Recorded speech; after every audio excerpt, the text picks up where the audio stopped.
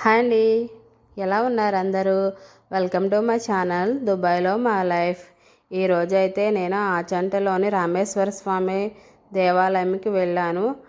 అక్కడ ఆ గుడి గురించి విశిష్టత, ఆ గుడిలోని విశేషాలు ఏమిటో మీకు చూపిస్తారండి. గుడికి బయట అయితే మనకి పూజకు సంబంధించిన సామాన్లు అయితే అన్నీ దొరుకుతున్నాయి. పూజ సామాను, కొబ్బరికాయలు, పువ్వులు, పళ్ళు అన్నీ దొరుకుతున్నాయి. ఇప్పుడైతే మనం గుడిలోకి వెళ్దాం రండి.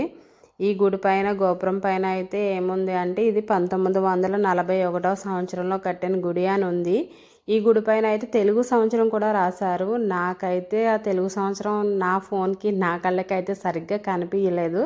అందుకే తెలుగు సంవత్సరం అయితే నేను చెప్పలేకపోయాను. కానీ గుడి కట్టిన సంవత్సరం అయితే 1941 సంవత్సరంలో కట్టినట్లు ఉంది గుడి గోపురం పైన అయితేని. ఇప్పుడైతే మనం లోపలికి వెళ్దాం రండి. గోపురం దగ్గర అయితే లోపల అయితే పైకి వెళ్ళడానికి కూడా ఉంది. అయితే అందరూ వెళ్ళకూడదు అనుకుంటా, స్టాఫ్ వాళ్ళే వెళ్తారనుకుంటా బహుశా. అయితే ఇప్పుడైతే గుడి లోపలికి వెళ్దాం. గుడిలోకి ఎంటర్ అవ్వగానే మనకి కనిపిస్తుంది కదా, అదే మనకి మెయిన్ దేవాలయం అయితేని. ఇప్పుడైతే ధ్వజస్తంభం దగ్గర ఉన్నాం మనం. అయితే ధ్వజస్తంభం అమ్మో చాలా పొడవుగా ఉంది చూడడానికి. నా ఫోన్ అయితే మసగ్గా కూడా వచ్చేసింది మొత్తం తీసేసరికి అయితేని. మనకైతే గుడిలోకి ఎంటర్ అవ్వగానే కుడి పక్కన కాళ్ళు కడుక్కోవడానికి ఉంది మనకి. కాళ్ళు కడుక్కున్న తర్వాత అయితే మనం శివాలయంలో దర్శనం చేసుకుందాం రండి. ముందుగా అయితే మన కాళ్ళు కడుక్కుని ఇక్కడైతే తులసమ్మ ఉంది, ఇక్కడ దండం పెట్టేసుకుని మిగతా గుడి అంతా చూద్దాం రండి మనం అయితేని.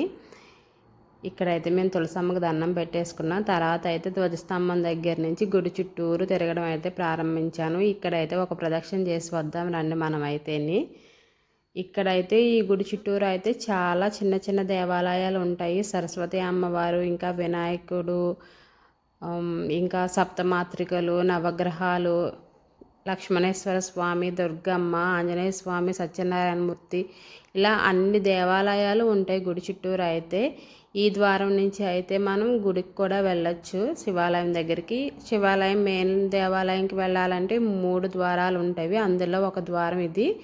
ఇక్కడి నుంచి అయితే మనం పైకి కూడా వెళ్ళొచ్చు గోపురం చూడడానికి అనేసి. మేమైతే పైకి కూడా వెళ్ళాం, అది కూడా చూపిస్తాను మీకైతే వీడియోలో. ఈ వెనకాల అయితే పూజలు, అభిషేకాలు చేయటానికి ఇదైతేని. నేను ఆల్రెడీ వీడియో పెట్టాను కదా పాపది బారసాలకు వచ్చామని. ఆ రోజు బారసాలకు వచ్చిన రోజున చేశాను నేనైతే ఈ వీడియో అయితే. ఈ వీడియో నేను కార్తీక మాసంలోనే చేశాను. కార్తీక మాసంలో బుధవారం రోజు వెళ్ళాము. జనం అయితే చాలా తక్కువ ఉన్నారు. సోమవారం రోజు ఇంకా పౌర్ణమి రోజు అయితే చాలా జనం ఉంటారు. ఇక్కడైతే శివరాత్రి అయితే చాలా బాగా జరుగుతుంది ఈ గుడి దగ్గర అయితేని. నేను శివరాత్రికే వెళ్ళా చాలాసార్లు అయితే ఈ గుడికి బాగుంటుంది అనేసి. కార్తీక పౌర్ణమి రోజున అయితే ఇంకా చాలా జనం ఉంటారు. మొన్న కార్తీక పౌర్ణమికి ముందు చేశాను నేనైతే ఈ వీడియో. కార్తీక పౌర్ణమి రోజున ఈ గుడిలో జనం ఎలా ఉంటారు అన్నది లాస్ట్లో వీడియోలో పిక్ యాడ్ చేస్తాను చూడండి. ఆ రోజైతే నేను అక్కడ లేను, అందుకని నాకు ఒక ఫోటో వచ్చింది, అదైతే యాడ్ చేస్తాను చూడండి. ఇప్పుడైతే మనం గుడి చుట్టూరు అయితే ఒక ప్రదక్షిణ అయితే చేసేసి వచ్చాము. ఇక్కడైతే ఈ గుడికి సంబంధించి అయితే ఇదైతే స్థల పురాణము. ఈ స్థల పురాణం ఏంటి అన్నది మనం ఇప్పుడు చెప్పుకుందాం. ఇక్కడ స్థల పురాణం ఏమని ఉందంటే, దక్షిణ భారతావనిలో ప్రసిద్ధిగాంచిన పుణ్యక్షేత్రంలో ఆచంటీశ్వర క్షేత్రం ఒకటి. ఈ క్షేత్రం గోదావరి తీరంలో కొద్ది దూరంలో గల పూర్వపు మార్కాండపురము నేడు ఆచంట అలదారుచున్నది. అంటే ఇంతకుముందు మార్కాండపురంగా ఇప్పుడైతే ఆచండగా మారినది ఈ ఊరు పేరని ఉంది ఇక్కడైతే. దీనిని తార్కాణమే ఈ పురాణ గాథ. పూర్వం తారకాసుర సంహారం నంతరం శివపార్వతులు కేళి విలాసంలో విహరించి సమయంన ముని దంపతులు శివ సాన్నిధ్యం కోరికై కైలాసంనే పరోక్షంగా తిలకించుట శివుడు గమనించి ఆ దంపతులను బాలబాలికల వలె చేసి బ్రహ్మచర్యము ఆచరించిన కొద్ది కాలమున శివ సాన్నిధ్యం పొందుదురు అని శంకరుడు ఆ బాలబాలికలను ఆజ్ఞాపించెను. కానీ విధి వక్రించింది. శివుని యొక్క ఆజ్ఞ పాటించనందున శాపగ్రస్తులై భూలోకమున తిరువళ్ళూరు గ్రామంలో బ్రాహ్మణుని ఇంట పుష్పసుందరుడుగాను, అంటే అతని పేరు వడియనంబి గాను, మార్కాండపురంలోను కళావంతుల ఇంట పుష్పసుందరి పరమనాచిగాను జన్మించారు. శాప విమోచన అనంతరం వడియనంబి తీర్థయాత్రలు చేస్తూ మార్కాండపురం చేరెను. నిత్యం పరమనాచి పరమ పవిత్రంగా మార్కాండునికి నాట్య కళా ప్రదర్శనలు చేస్తూ ఉండగా వడియనంబి పరమనాచిల శివ సంకల్పం బలముచే ఆ ఇరువురు పరస్పరం ప్రేమానురాగంతో ఈశ్వర సేవ చేయుచున్నారు. ఒకనాటి రేయి మహాశివరాత్రి పర్వదినమున ఆ దంపతులు సుఖనిద్రలోనే పూజా కార్యక్రమాలు నియమమున అతిక్రమించి నందున భక్తుడైన వడియనంబి పరమనాచి యొక్క స్తన భాగమును లింగాకృతిగా భావన చేసి పూజించి స్వామిని మెప్పించి శంకరుని పరమ పవిత్రురాలైన పరమనాచి వేసి యొక్క స్తనగ్ర భాగమున అనగా ప్రత్యక్షంగా గావించిన ఆ భక్త వత్సలుడైన శంకరుని ఆ దంపతులు పరమనాచి వడియనంబి శివ సాన్నిధ్యం చేరుకొనెను. ఆ స్వామి స్తనాగ్ర భాగమున వెలసిన కారణంగా మార్కాండపురంగా కాలక్రమేణా ఆచంట గ్రామముగా పిలువబడుచున్నది. శ్రీరాముల వారు అర్చన చేయుటచే రామేశ్వర స్వామిగా పిలువబడుచున్నది. విరాజిల్లుచు ఈ స్వామివారి లింగోద్భవ కాలమందున ఎవరు దర్శించినచో వారి మనోభిష్టాలు నెరవేరునని, తద్వారా సకల సౌభాగ్యాలు చేకూరునని శ్రీ స్వామివారి పురాణ గాథలుగా చాటుచున్నవి. ఇది ఈ గుడిదైతే పురాణం. నాకు తెలిసినంతవరకు ఇక్కడ రాసిపెట్టి ఉన్నదైతే నేనైతే చదివాను. మనమైతే ఇప్పుడు గుడిలోకి ఎంటర్ అయిన తర్వాత అయితే ఫస్ట్ అయితే ఇక్కడైతే మంచినీళ్ళు కూడా పెట్టారు తాగడానికి. అయితే ఇక్కడ మనం ఫస్ట్ దర్శించుకుంటున్నది అయితే సరస్వతి అమ్మవారు. అమ్మవారు అయితే చాలా అందంగా ఉన్నారు. నేను ఎప్పుడు ఈ గుడికి వెళ్ళినా అమ్మవారిని అయితే మ్యాక్సిమం వైట్ కలర్ శారీలోనే ఎక్కువ అయితే చూశాను నేను. సరస్వతి అమ్మవారు ఎప్పుడు చూసినా మనం ఏ ఫోటోలో చూసినా ఈ కలర్ శారీనే కాబట్టి గుడిలో కూడా ఇలానే ఉంటారు అమ్మవారు అయితేని. ఇక్కడి నుంచి అయితే మనం నవగ్రహాల దగ్గరికి వెళ్దాం రండి. ఇక్కడైతే నవగ్రహాలు ఉన్నవి. ఇక్కడ మనకు నవగ్రహాల గురించి తెలిసిందే కదా. ఇక్కడైతే అన్ని రకాల అభిషేకాలు అయితే చేస్తారు. ఇక్కడ చేయించుకునే వాళ్ళు అయితే చాలామంది ఉంటారు. ఇవైతే నవగ్రహాలు. తర్వాత అయితే హోమం చేసుకోవడానికి ఇక్కడైతే గుడిలోనే ఉంది. మనకైతేనే బయటకైతే వెళ్ళనక్కర్లేదు. దాని పక్కనే మనకి వినాయకుడి వారి గుడి ఉంది. గుడి దర్శనం చేసుకున్న తర్వాత అయితే ఇక్కడ కార్తీక మాసంలో ఏమేమి పూజలు జరుగుతాయి, ఏమేమి అర్చనలు జరుగుతాయి, ఇంకా కార్తీక మాసం లాస్ట్ రోజుల్లో అయితే అన్న సమారాధన జరుగుతుందంట. దాని గురించి ఎన్ని సోమవారాలు వచ్చాయి ఏంటి అన్నది అయితే ఇక్కడ రాసి పెట్టారు. ఇదైతే మనకి సప్తమాతృకలు. సప్తమాతృకలు అంటే తెలుసు కదా, బ్రహ్మ, మహేశ్వరి, కోమరి, వైష్ణవి, వారాహి, చాముండి సప్తమాతృకలు. ఇక్కడైతే బ్రహ్మదేవుడి వారి గుడి కూడా ఉంది. గుడి అంటే చిన్నగా మందిరంలా పెట్టారు. దీని తర్వాత అయితే మనకి ఇక్కడ వీరభద్రస్వామి వారి గుడి. చిన్నవి గుడులు అయితేని, కానీ ప్రతి గుడిలో అయితే మామిడి తోరణాలు కట్టి మారేడాకులు పెట్టి అయితే చాలా బాగుంది అయితేని చూడడానికి. ఈ గుడి తర్వాత అయితే మనకి ఇక్కడ పంచభూతాలకు సంబంధించి ఒకటైతే ఫ్లెక్సీలా పెట్టారు గోడకి.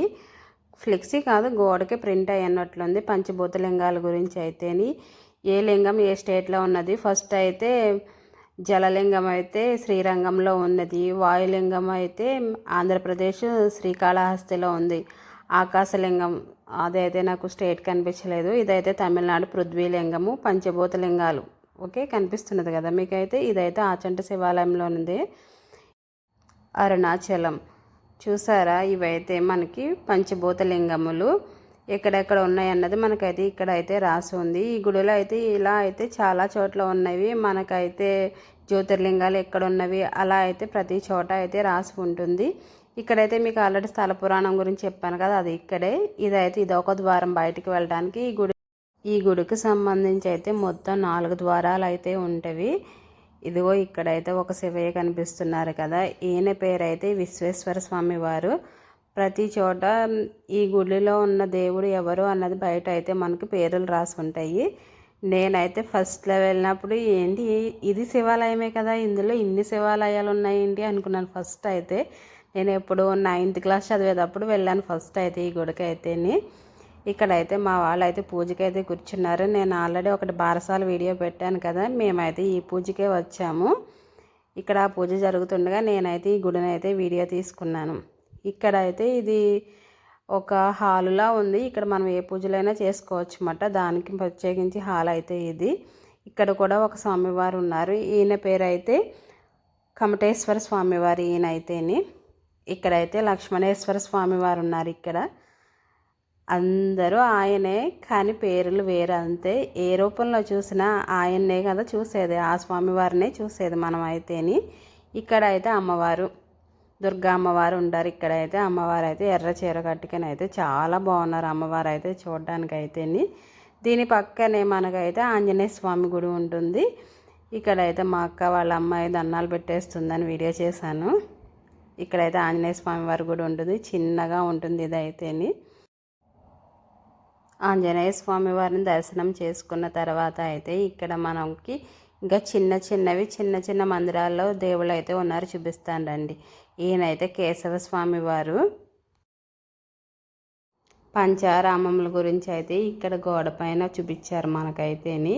పంచారామములు ఇంకా పంచారామములో ఉన్న శివుని పేర్లు అవి రాసున్నవి. ఇక్కడైతే ఎక్కడ ఉన్నవి అవన్నీ రాసున్నవి. ఇవి అయితేని మనకైతే దగ్గరగా అయితే తీయలేదు వీడియో అయితే నేను, పేర్లు అయితే చెప్పడానికి. ఆత్మలింగము ఇంకా జ్యోతిర్లింగము ఇలా అయితే రాసున్నవి ఇక్కడైతేని. ఇవన్నీ చూసిన తర్వాత అయితే పక్కనే మనకైతే చండీశ్వర స్వామి వారు ఉన్నారు. దాని తర్వాత అయితే మనకి ఇక్కడ ఏముందంటే శివాష్టకం రాసి ఉన్నది గోడ పైన అయితే. మేమైతే వెళ్ళినప్పుడల్లా అయితే ఖచ్చితంగా ఈ శివాష్టకం అయితే చదవకుండా అయితే రాము. ఇక్కడ అయితే భృంగేశ్వర స్వామి వారు ఉన్నారు. ఇవంతా ఒకటే లైన్లో ఉండి మనం చూస్తూ వెళ్ళటమే మొత్తం అన్నీ అయితేని. ఇక్కడైతే బయటికి దారి ఉంటుంది, చెరువు ఉంటుంది. ఇదైతే నేను మీకు తర్వాత అయితే చూపిస్తాను. ముందు అయితే గుడి లోపల అయితే చూపిస్తున్నాను. ఇవైతే ద్వాదశ జ్యోతిర్లింగముల గురించి. ఇవి కూడా అంతే, మనకి ఏ స్టేట్లో ఏమేమి గుడి ఉంది, అది ఎక్కడ, అక్కడ దేవుని పేరు ఏంటి, ఆ శివయ్య పేరు అన్నది రాసి ఉన్నది. ఇక్కడ అయితేని సోమనాథ్ జ్యోతిర్లింగం, శ్రీ మల్లికార్జున జ్యోతిర్లింగం, మహాకాళ జ్యోతిర్లింగం, శ్రీ భీమా జ్యోతిర్లింగం అలా ఉన్నవి. తర్వాత అయితే అష్టాదశ శక్తిపీఠాల గురించి ఉన్నది. మనకైతే చాలామందికి తెలుసు కదా అష్టాదశ శక్తిపీఠాలు ఎక్కడెక్కడ ఉన్నవి అని. అలానే ఇవి ఏ రాష్ట్రాల్లో ఏమేమి గుడి ఉన్నది, అక్కడ అమ్మవారి పేరు ఏంటి అనేది రాసున్నది. ఇక్కడ చాముండేశ్వరి దేవి కర్ణాటక, ఏకవీరాదేవి మహారాష్ట్ర, ఇంకా భ్రమరాంబికాదేవి ఆంధ్రప్రదేశ్, శ్రీశైలం అని రాసున్నవి. అలానే అన్నీ రాసున్నవి. ఇవన్నీ చెప్తా ఉంటే వీడియో అయితే చాలా పెద్దదైపోతుందని నేనైతే అన్నీ చెప్పట్లేదు. ఈ స్థల పురాణం చెప్పేసరికి చాలా వీడియో అయితే అయిపోయింది. ఇదైతే సుందరాకాండ, హనుమాన్ చాలీసా, సుందరాకాండ విశ్లేషణ అవన్నీ రాసున్నవి. ఇవన్నీ చూసుకుంటూ వెళ్తే ఇక్కడైతే సుబ్రహ్మణ్యేశ్వర స్వామి వారు ఉన్నారు. ఇక్కడైతే చిన్న మందిరంలో. తర్వాత అయితే మనకి ధ్వజస్తంభంతో కనిపిస్తున్న గుడి అయితే సత్యనారాయణ స్వామి వారి గుడి. ఇక్కడైతే మనకి నోములు వ్రతాలు కూడా అయితే చేస్తారు ఇక్కడైతే. ఇప్పుడైతే ఎవరో చేసుకోవట్లేదు, నేనైతే ఇంతకుముందు చూశాను. సత్యనారాయణ స్వామి వారి గుడి తర్వాత అయితే మనకి మార్కండేయ స్వామివారి గుడి ఉంటుంది. ఈ మార్కండేయ స్వామివారి గుడి దగ్గర అయితే వడేనమ్మి ఉండేవారని ఒక పంతులు గారు చెప్తుంటే విన్నాను నేనైతేని.